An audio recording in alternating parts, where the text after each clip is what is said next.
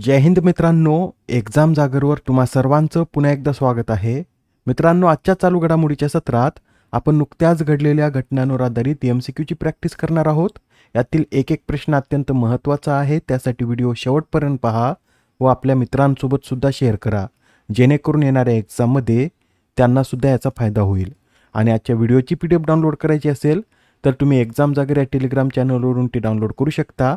आजची PDF संध्याकाळी 6 वाजता उपलब्ध होईल. चला तर आपण आजच्या सत्राला सुरुवात करूया. पहिला प्रश्न पहा.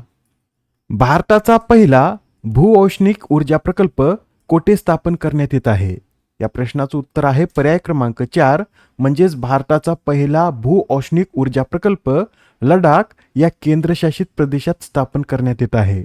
मित्रांनो, या प्रकल्पाची निर्मिती ONGC या कंपनीच्या नेतृत्वाखाली होत असून अलीकडेच लडाखच्या नायब राज्यपालांनी ONGC सोबत केलेल्या सामंजस्य कराराच्या मुदतवाढीला 5 वर्षाची मंजुरी दिली आहे. त्यामुळे ही न्यूज पुन्हा चर्चेत आली होती. लक्षात ठेवा, भारताचा पहिला भूऔष्णिक ऊर्जा प्रकल्प लडाखमध्ये स्थापन करण्यात येत आहे. लडाखमध्ये कोठे? तर लडाखमधील पुगा खोऱ्यात या प्रकल्पाची निर्मिती होत आहे. लडाखविषयी हे सुद्धा लक्षात ठेवा. लडाख हा 31 ऑक्टोबर 2019 रोजी केंद्रशासित प्रदेश म्हणून अस्तित्वात आला व अलीकडेच लडाखमध्ये 5 नवीन जिल्ह्यांची निर्मिती सुद्धा करण्यात आली आहे. याआधी लेह व कारगिल हे 2च जिल्हे लडाखमध्ये अस्तित्वात होते, पण आता लडाखमध्ये झास्कर, द्रास, शाम, नुब्रा व चांगथांग हे नवीन 5 जिल्हे स्थापन करण्यात येणार आहेत. त्यानंतर लडाखमधील एकूण जिल्ह्यांची संख्या किती होईल? तर लडाखमधील एकूण जिल्ह्यांची संख्या 7 इतकी होईल. पुढील प्रश्न. मे 2026 मध्ये आयोजित पहिल्या सर्व्हिसेस युनिट कप बास्केटबॉल स्पर्धेचं विजेतेपद कोणत्या संघाने पटकावले? तर या स्पर्धेचं विजेतेपद भारतीय लष्करानं पटकावलं आहे. मित्रांनो, भारतीय लष्कराने अंतिम सामन्यात भारतीय नौदलाला हरवून या स्पर्धेचं विजेतेपद पटकावलं. यात विजेता भारतीय लष्कर, उपविजेता भारतीय नौदल, तर तिसरे स्थान भारतीय हवाई दलाने पटकावलं आहे. व यात चौथ्या स्थानावर CISF म्हणजेच केंद्रीय औद्योगिक सुरक्षा दल आहे. Next question. मे 2026 मध्ये आयोजित क्वाड परराष्ट्र मंत्र्यांच्या बैठकीचं अध्यक्षस्थान कोणी भूषवले? तर ही जी क्वाड परराष्ट्र मंत्र्यांची बैठक आहे, याचं अध्यक्षस्थान आपले परराष्ट्र मंत्री S जयशंकर यांनी भूषवलं आहे. मित्रांनो, यंदाची क्वाड परराष्ट्र मंत्र्यांची बैठक आपल्या भारतातच आयोजित करण्यात आली होती. त्यामुळे या बैठकीचं अध्यक्षस्थान भारताचे परराष्ट्र मंत्री S जयशंकर यांनीच भूषवलं. बरी बैठक कुठे आयोजित करण्यात आली? तर 26 मे रोजी नवी दिल्लीमध्ये ही बैठक पार पडली. या बैठकीला अमेरिकेतर्फे अमेरिकेचे परराष्ट्र सचिव मार्को रुबियो, ऑस्ट्रेलियाचे परराष्ट्र मंत्री पेनी ओंग, तर जपानचे परराष्ट्र मंत्री तोशिमित्सु मोतेगी हे उपस्थित होते. यंदाच्या या बैठकीचा मुख्य उद्देश काय होता? तर मुक्त आणि खुल्या इंडो पॅसिफिक धोरणाला बळकटी देणे, या क्षेत्रातील सागरी सुरक्षा अधिक मजबूत करणे, सध्या पश्चिम आशियामध्ये सुरू असलेल्या संघर्षाचे जागतिक परिणाम व तेथील चालू परिस्थितीवर विचारविनिमय करणे आणि सहकार्य वाढवणे, या उद्देशाने या परिषदेचं आयोजन आपल्या भारतात करण्यात आलं होतं. आता हा प्रश्न पहा काय म्हणतो.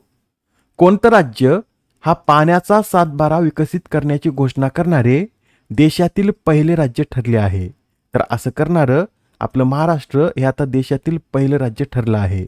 अलीकडेच महाराष्ट्राने पाण्याचा बेसुमार वापर टाळण्यासह जल व्यवस्थापन करण्यासाठी जमिनीच्या सातबाऱ्याच्या धर्तीवर पाण्याचा सातबारा विकसित करण्याचं नियोजन सुरू केलं आहे.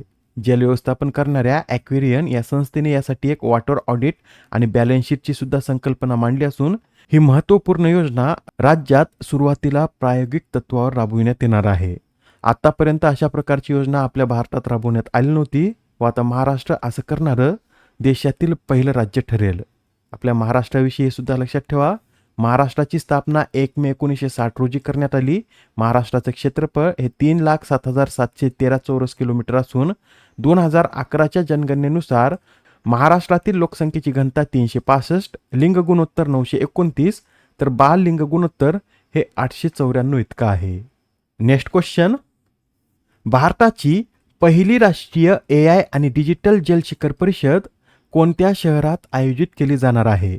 तर भारताची पहिली राष्ट्रीय AI आधारित डिजिटल जल शिखर परिषद ही बँगलोर या शहरात आयोजित केली जाणार आहे. बँगलोरमध्ये ही परिषद 27 मे रोजी पार पडेल. या कार्यक्रमाचं आयोजन बँगलोर पाणीपुरवठा आणि सांडपाणी मंडळातर्फे इलेट्स टेक्नोमीडिया यांच्या संयुक्त विद्यमाने करण्यात येणार आहे. मित्रांनो, अत्यंत महत्त्वाचा प्रश्न आहे. येणाऱ्या एक्झाममध्ये हा प्रश्न निश्चित विचारण्यात येईल. तर पक्क लक्षात ठेवा, भारताची पहिली राष्ट्रीय AI आणि डिजिटल जलशिखर परिषद ही बँगलोर या शहरात आयोजित करण्यात आली. नेक्स्ट क्वेश्चन, पश्चिम बंगालच्या पहिल्या महिला मुख्य निवडणूक अधिकारी कोण बनल्या आहेत? या प्रश्नाचं उत्तर आहे पर्याय क्रमांक 3 म्हणजेच नीलम मीना या पश्चिम बंगालच्या पहिल्या महिला मुख्य निवडणूक अधिकारी बनल्या आहेत. त्यांच्या आधी या पदावर कोण कार्यरत होते? तर मनोज कुमार अग्रवाल हे या पदावर कार्यरत होते. पण अलीकडेच त्यांची पश्चिम बंगालचे नवीन मुख्य सचिव म्हणून नियुक्ती करण्यात आल्यानंतर हे पद रिक्त झालं व या पदावर आता नीलम मीना यांची नियुक्ती करण्यात आली. नीलम मीना यापूर्वी पश्चिम बंगालच्या ग्राहक व्यवहार विभागात प्रधान सचिव म्हणून कार्यरत होत्या. नीलम मीना यांच्याबरोबर या महिलांची नावे सुद्धा लक्षात ठेवा. श्रीनगर मध्यवर्ती कारागृहाच्या पहिल्या काश्मीरी महिला अधीक्षक या शबा शॉल बनल्यात. हवाई दलात कॅटे पात्र उड्डाण प्रशिक्षण म्हणून नियुक्ती होणाऱ्या पहिल्या महिला स्क्वॉड्रन लीडर सान्या. ऑस्ट्रेलियातील पहिल्या महिला लष्कर प्रमुख सुशांत कॉयल. भारतातील एका कार्यात्मक अणुऊर्जा प्रकल्पाचे प्रमुख म्हणून काम करणाऱ्या पहिल्या महिला आर्यम नाचमई. नेपाळ देशातील पहिल्या तृतीयपंथी महिला खासदार भूमिका श्रेष्ठ. फ्रान्समधील महापालिकेच्या निवडणुकीत विजय मिळवणाऱ्या पहिल्या भारतीय वंशाच्या महिला मालिनी रंगनाथन. तर चर्च ऑफ इंग्लंडमधील आर्च बिशप ऑफ कॅन्टरबरीपदी निवडून होणाऱ्या पहिल्या महिला या सारा मुल्लाली ठरल्या आहेत. आता हा प्रश्न पहा, यंदाच्या जागतिक ॲप्निया पूल चॅम्पियनशिपचं आयोजन कोणत्या देशात करण्यात येत आहे? तर या स्पर्धेचं आयोजन हंगेरी या देशामध्ये करण्यात येत आहे. ही या स्पर्धेची 36वी आवृत्ती असून याचं आयोजन 31 मे ते 6 जून या दरम्यान हंगेरीमधील बुडापेस्ट येथे करण्यात येईल. आणि मित्रांनो, विशेष बाब म्हणजे प्रथमच या स्पर्धेत भारतातर्फे एक संघ सुद्धा पाठवण्यात येत आहे. यात एकूण 3 खेळाडू असून त्यांची नावे काय? तर अर्चना त्यागराज, अक्षय थत्ते तर वचन HU हे 3 खेळाडू या स्पर्धेत भारतातर्फे पाठवण्यात येत आहेत. यातील जे अक्षय थत्ते आहेत हे भारतातील पहिले फ्री डायव्हिंग इन्स्ट्रक्टर ट्रेनर आहेत. पुढील प्रश्न, कोणत्या देशाचे शेअर मार्केट हे जगातील 5वे सर्वात मोठे शेअर मार्केट बनलं आहे? तर आता तैवान या देशाचं शेअर मार्केट हे जगातील 5व्या क्रमांकाचं शेअर मार्केट बनलं आहे. बरं, हा प्रश्न महत्त्वाचा का? तर मित्रांनो, हे जे 5वं स्थान आहे हे स्थान तैवानने आपल्या भारताला मागं टाकत मिळवलं आहे. यासाठी हा प्रश्न महत्त्वाचा ठरतो. आता शेअर मार्केटमध्ये तैवान 5व्या क्रमांकावर आला आहे तर आपला भारत हा 6व्या क्रमांकावर आला आहे. अलीकडेच ब्लूमबर्गने जी आकडेवारी प्रसिद्ध केली त्यानुसार तैवानच्या शेअर बाजाराचे एकूण बाजार भांडवल हे $4.95 ट्रिलियन पर्यंत पोहोचलं आहे. तर भारतीय शेअर बाजाराचे मूल्य हे $4.92 ट्रिलियन वर पोहोचलं आहे. नेक्स्ट क्वेश्चन, महाराष्ट्र राज्य मंत्रिमंडळाने सिंधुदुर्गातील सावंतवाडी रेल्वे स्थानकाला कोणत्या नेत्याचे नाव देण्याची घोषणा केली? तर आता हे जे सिंधुदुर्गातील सावंतवाडी रेल्वे स्थानक आहे हे रेल्वे स्थानक मधु दंडवते यांच्या नावानं ओळखलं जाईल. या रेल्वे स्थानकाचं अधिकृत नाव लोकमान्य मधु दंडवते रेल्वे टर्मिनस असं करण्यात आलं आहे. हे जे मधु दंडवते आहेत हे भारताचे माजी रेल्वे मंत्री होते व कोकण रेल्वेच्या उभारणीत त्यांनी अमूल्य योगदान दिलं होतं. यासाठी त्यांना कोकण रेल्वेचे शिल्पकार म्हणून देखील ओळखलं जातं आणि आता त्यांचंच नाव या सावंतवाडी रेल्वे स्थानकाला देण्याची घोषणा करण्यात आली आहे. नेक्स्ट क्वेश्चन, नुकत्याच पार पडलेल्या जर्मन चषक फुटबॉल स्पर्धेचं विजेतेपद कोणी पटकावलं?